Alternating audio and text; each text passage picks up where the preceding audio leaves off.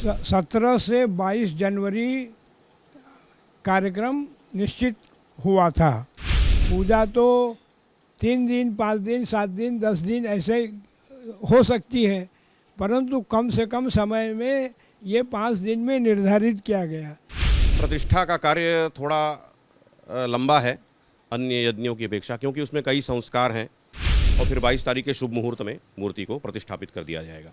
कांची शंकराचार्य जी महाराज के यहाँ हम मीटिंग में गए थे, वहाँ बुलाया गया था और वहाँ 17 से 22 जनवरी कार्यक्रम निश्चित हुआ था।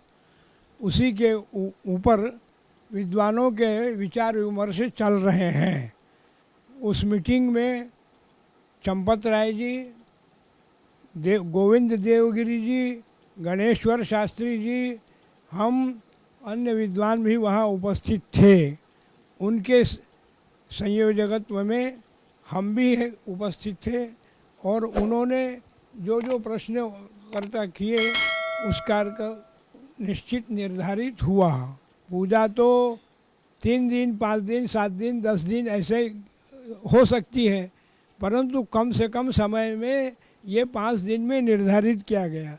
इसमें भगवान के जो पूजन होते हैं, एक दिन जल में रखा जाता है, जलाधिवास। एक दिन जो है धान्य में अन्न में रखा जाता है, धान्याधिवास। और एक दिन रखा जाएगा शय्याधिवास। और जो अन्य अधिवासन होते हैं उसमें पुष्प में, फलों में, ये सब रखने के विधान शास्त्रों में हैं। उसके अनुसार जो वहाँ निर्णय हो रहा है, अभी कितना हो सकेगा वो संपन्न होगा। पूजा तो 12-12 घंटे चलेगी, 14 घंटे चलेगी, रात को भी चलेगी, कारण हवन भी होना है, पूजन भी होना है, सब कार्य होने हैं, उतने दिन के अंदर सब करने हैं। इस कारण वो 5 दिन में सारे कार्यों को निर्धारण करने के लिए समय की सीमा नहीं रहेगी। भूमि का निर्णय हो चुका है कि किस जगह यज्ञ मंडप, हवन मंडप बनेगा। वो हवन कुंड मंडप में 9 कुंड बनेंगे और 9 कुंडों में सभी विद्वान लोग बैठ के वहाँ हवन पूजन आदि वहाँ करेंगे। और मंदिर में सब मूर्ति का संस्कार मंदिर में होगा, मंदिर के अंदर। प्रतिष्ठा का कार्य थोड़ा लंबा है अन्य यज्ञों की अपेक्षा, क्योंकि उसमें कई संस्कार हैं और सबसे पहले अपने यहाँ विधान है प्रायश्चित्त करने का। अभी कौन यजमान होगा अभी इसकी कोई वहाँ से कोई खबर नहीं है, तो ये उनका निर्णय होगा। जो यजमान होगा वो पंचांग पूजन करेंगे और नांदी श्राद्ध करेंगे, फिर मंडप परिक्रमा होगी और मंडप में प्रवेश होगा।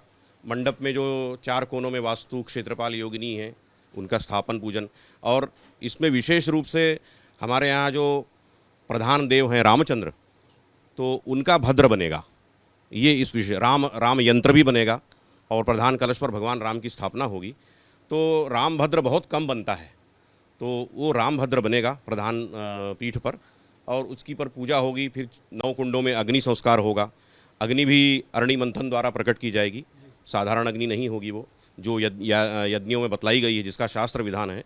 तो उसके बाद फिर हवन इत्यादि होंगे और एक दिन माता सरयू का पूजन होगा, सरयू जी का पूजन होगा। वहाँ से जल लेकर के आएंगे और जो मूर्तियों का स्थापन होना है उसका नगर परिभ्रमण भी होगा।